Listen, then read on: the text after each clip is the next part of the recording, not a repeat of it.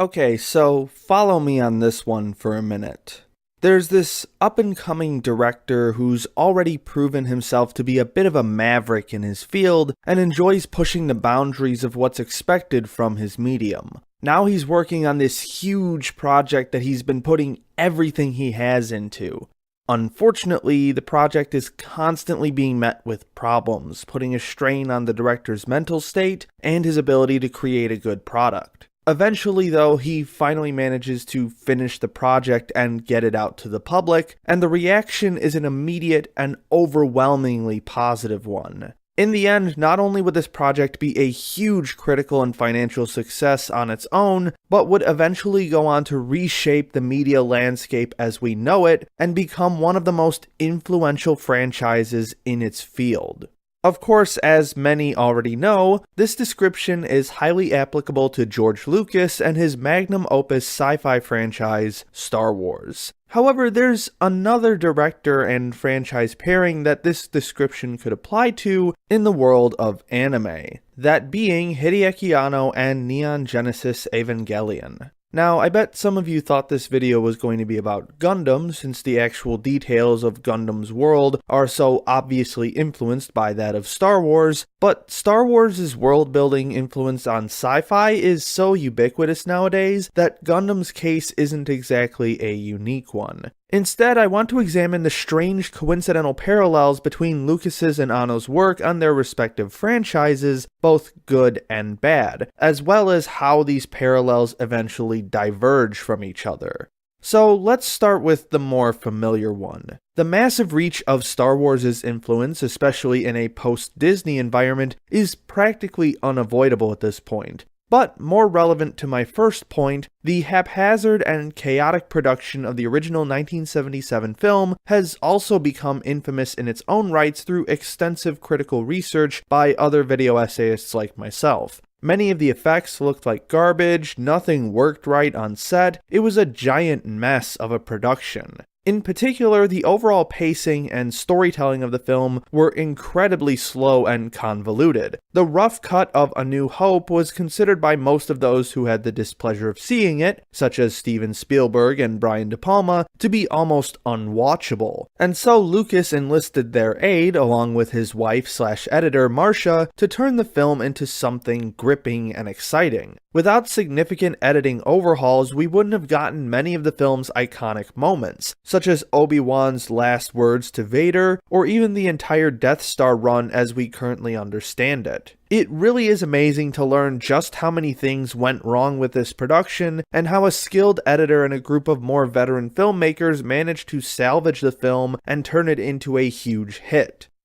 Likewise, Evangelion was also mired in production issues at many points during its airtime. However, much of this was due more to artistic vision and unfortunate real-life events, rather than simply creating a bad rough cut or not getting equipment to function properly. Throughout production, Anno and the rest of the staff constantly made changes to the script and the overall direction that the series was heading in, causing many of the episodes to run dangerously close to their deadlines. Additionally, Anno perceived a pivotal moment in Evangelion's original story to be quote-unquote too close to reality in regards to the sarin gas attacks perpetuated by the Aum Shinrikyo cult earlier that year. And so Anno feared censorship by broadcasters, thus forcing the entire ending of the series to be changed, leading to the intensely trippy and abstract visuals of the last two episodes. Ironically, what could arguably be described as the anime's saving grace was also an element that could have derailed the project in its entirety, that being Anno's extensive battle with depression during this time period. Fortunately, he was instead able to incorporate these elements into Ava's narrative, with the overall story, the second half of the series in particular, having a much larger focus on character psychoanalysis. Getting back to the works themselves, Star Wars as a cinematic icon and its massive impact on the film industry can be seen in a number of different ways. It's difficult to fully contextualize all of the ways that Star Wars shaped the film industry, whether it's by bringing adventurous excitement back to the sci-fi genre, or through Lucas's clever use of merchandising rights to exponentially increase the revenue of the film, but there are two elements that I think are absolutely integral to the film industry's development in a post-Star Wars Wars world. The most obvious is the technical innovations. Star Wars was an incredible feat of special effects work for its time that would go on to inspire countless future projects, and the film even won Academy Awards for visual effects, production design, and costume design. Several decades later, this effect could be seen again in how the prequels pushed the envelope in regards to the usability of CG, but we'll come back to that one a bit later. Just as importantly, the sound design for the film revolutionized the industry, and the use of Lucas's Skywalker Sound Studio became immensely prolific among subsequent big-name films and is still a leading player in sound design to this day. The second major effect of Star Wars' impact is the idea of franchisement and the use of extended storytelling techniques. Before Empire and Jedi, film sequels with large, detailed continuities continuing from film to film were nowhere near as prevalent as they quickly became in a post-Star Wars environment. And many iconic franchises such as Die Hard, Lethal Weapon, and even the Marvel Cinematic Universe owe Star Wars a great deal for pushing the envelope of what is expected from film storytelling and the average movie-going audience. Evangelion also made waves in its own industry and brought about a massive shift in how anime was produced and consumed in Japan. This particular topic is so dense that it deserves its own video, which it actually has thanks to Digibro, and I highly recommend checking out his take on the subject, but here's a brief summary. Whereas pre-Eva TV was dominated by long-running manga and novel adaptations such as Dragon Ball, Ranma 1/2, and the World Masterpiece Theater Collection, with most shows having a broader, more mainstream appeal, post-Eva broadcasts slowly but assuredly became consumed by late-night, experimental, and otaku-focused content with a more niche appeal, and thrust open the doors for anime original stories to take center stage. Without Evangelion, the likes of Martian successor Nadesico, Cowboy Bebop, Serial Experiments Lain, Revolutionary Girl Utena, and so many more most likely would have never been made, or at least wouldn't be nearly as experimental and as popular as they are. Anime as it stands today would be wildly different and perhaps even more derivative than it already is without the success of Evangelion. Thus far, I've basically done nothing but sing the praises of both of these franchises and their massive impacts on their respective industries despite the production issues that they encountered.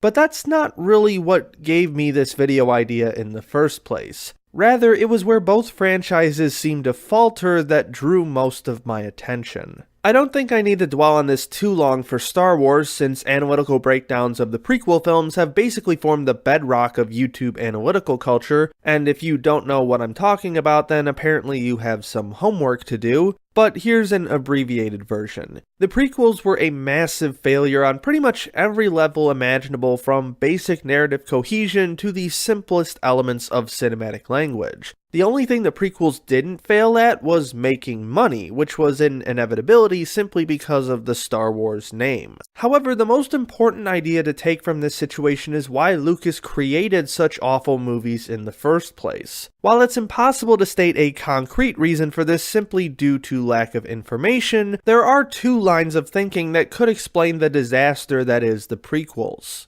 1. Lucas became obsessed with the new technology he had used for the films. In terms of CG effects and digital compositing, the Star Wars prequels were a huge leap forward in film technology, allowing Lucas to construct massive alien worlds unlike anything seen before in the world of cinema. Unfortunately, and again this is just speculation, he most likely got too caught up in the new technology he was pioneering and forgot that he needed to use the most basic elements of cinema and storytelling in order to use said technology effectively. There was no soul in the prequels because Lucas had forgotten how to create emotion in his filmmaking, if he actually knew how to do that in the first place, and had been consumed with the idea of creating spectacle.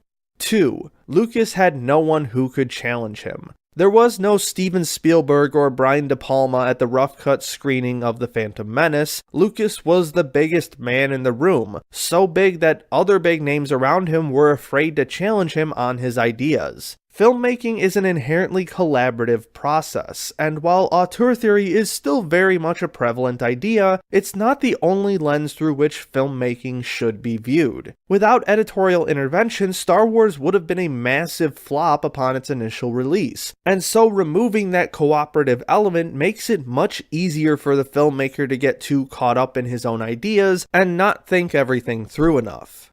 Evangelion, on the other hand, is a bit more of a complicated subject to tackle in terms of its eventual failings, and yet at the same time shares a lot of similarities with Star Wars. And this is the part of the video where I start talking about the rebuild films and piss everyone off, so hang on to your seats. Unlike the Star Wars prequels, the rebuild films are not necessarily bad in a conventional sense, save for perhaps 3.0, which I still can't properly wrap my head around to this day. If you've never seen Neon Genesis before, then the first two Eva films are acceptable pieces of action filmmaking. However, that does not mean that they are good films, and they come nowhere near the levels of genius found in the original TV series. The characters have been oversimplified and flanderized to the point where it barely feels like the original characters at all, and that sense of disturbing unease that permeated the original is absent entirely. The rebuilds feel like high-budget action films meant to draw in a huge crowd, which ostensibly they are, as opposed to the cerebral mindfuck meant to get under your skin that is Neon Genesis. The overall quality of the rebuilds is still a hotly debated topic. Personally, I'm not a huge fan of them, especially 3.0, but even I have to admit that they're not quite as much of a betrayal of their original property as the Star Wars prequels are.